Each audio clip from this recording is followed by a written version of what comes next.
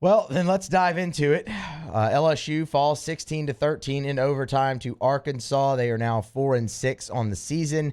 They have 2 games left in November, left in the season. In order to reach a bowl game, they will have to win out. And in doing that, they would also avoid the first losing season in LSU football since 1999. So a lot on the line here the next 2 weeks for LSU. It feels like we're going to come in here and kind of just do the same recap we did last week, but with a lot less of a man, credit them for fighting type feel to it. I feel tough for the players, and I mean Coach O said that a lot in his post game press conference. Said it again today on Monday, but it's hard to do this right now because you don't want to pile on. You don't want to beat the dead horse, right? I mean, this staff has 2 games left and they're out, but you don't want to just keep piling on all the bad. But when you have to sit here and recap the game, it's tough to not, because there was just a lot of missed opportunity in that game created by the coaching staff and just more disorganization there. There's certainly a lot to critique, and we're going to get into it during this segment, but there's also some good. I thought they built off of, the defensive performance against Alabama last week. This was the best rushing team in the SEC, one of the best in the country. You held them well below their average, 3.5 yards per carry, and there were some individual performances on defense, Musso, that were frankly really, really fun to watch. Damone Clark continues to play well, 12 tackles, 1 sack, 1.5 tackles for loss. Micah Baskerville also playing really well, 12 tackles, 2 sacks, 3.5 tackles for loss. These guys deserve so much credit, specifically for the past 2 weeks, staying locked in, leading the defense as upperclassmen leaders. They've been really fun to watch the last 2 weeks. In the first half, Musso, I would say the defense was dominant against KJ Jefferson and Arkansas. But all that being said, everything you just laid out is so true. It's just so sloppy. It's just so frustrating to watch on the offensive side of the ball. And all year long, really during the offseason too, all the narratives we kind of, talked about going in have proved to not be true. This team is very poorly coached, and the situational football and offense, Musso, has been awful this year. Last year with Linehan, it was bad. This year, it's been awful. That 4th down sequence on the last drive is absolutely inexcusable. I mean, you have guys not set. The play clock is running down. You have a timeout in your pocket. There's no excuse for that to happen on the last drive. And then I know Nussmeier's taking credit himself for throwing the interception in the overtime on 2nd and goal. And I'm not a play caller. I'm not a coach, but that's a terrible play call. After you hit the 3rd and 20 to get down there, I thought that was just really poor wherewithal from the LSU offensive staff. I thought they could have called something much better for Nussmeier, something a lot less risky. That lost you the game. So the situational football is awful. The coaching from O on down has been awful. And it's frustrating because they could have won that game, Musso. And I know you're kind of accepting, but for me, there was something about watching Arkansas run across the field and take that boot. Like, it was a low point. Don't feel very good about this team making a bowl game. It's not that I'm accepting, Mario. It's that there's 2 games left, and there's going to be a new staff and a new coach, and you'll move on. So it's kind of like it's not worth getting mad about right now, right? Because you're playing for a bowl, if that, and it doesn't look very good right now. But so it's not worth getting mad about, but I still do, because ultimately I want LSU to win. I mean, we try to be as neutral as possible, but you went to LSU, I went to LSU. I want LSU to win. Yeah. So, of course, I get frustrated with it.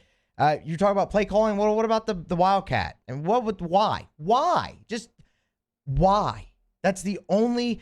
Nussmeier's finally getting into a rhythm there. He boom, you're down in the red zone. And I don't remember ever seeing Ty Davis-Price line up in a Wildcat at all this year until then. Why there it's a close game. You're finally starting to get some type of rhythm on offense, and it just gets crushed.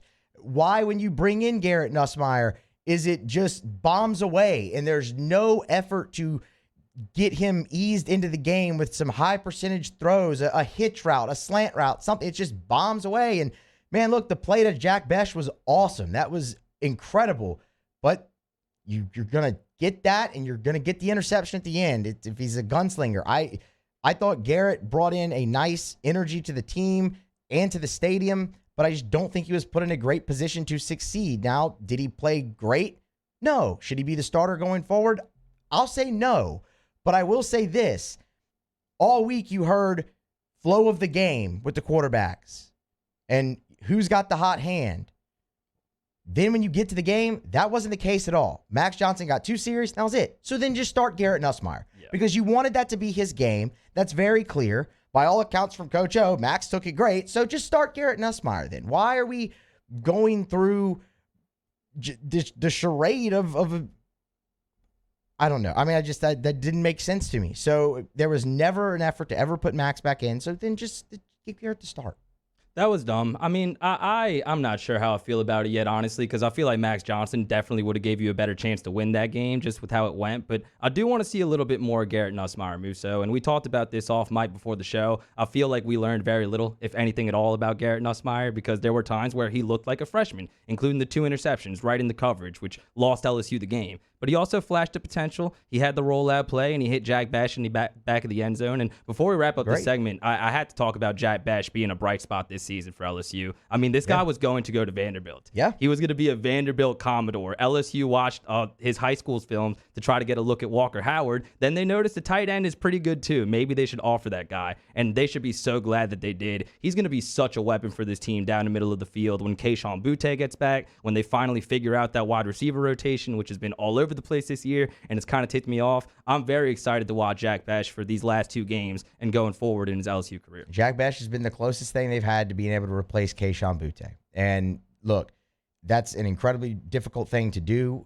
Keyshawn Butte, he might still be leading the SEC in touchdowns. I'm not sure. I didn't check that, but Jack Bash has been the closest thing you've had to being able to replace him. I mean, that guy has really stepped up as a true freshman, and he's made some incredibly acrobatic catches this year as well. I mean, the toe tap on the Nussmeier throw was a thing of beauty. Yeah, if I could cut you off real quick, since you bring that up, people told me not to get excited after he made the play against Western Michigan. They're just playing Western Michigan. It's no big deal. He's now done it against a ranked SEC defense, and he scored against Alabama last week. This guy is a player. Less tight end, more wide receiver for Jack Bash, please. I guess the last thing I'll just kind of say is with this team. So we talked about the feeling for the players. Well, this was Coach O after the game Saturday on the loss. Feel bad for these kids, man. Just feel bad. Really do. 2 weeks in a row. We could have put them in a better position to win. They played their hearts out. Too many mistakes. 3 turnovers on offense. Down in the red zone, gonna score again.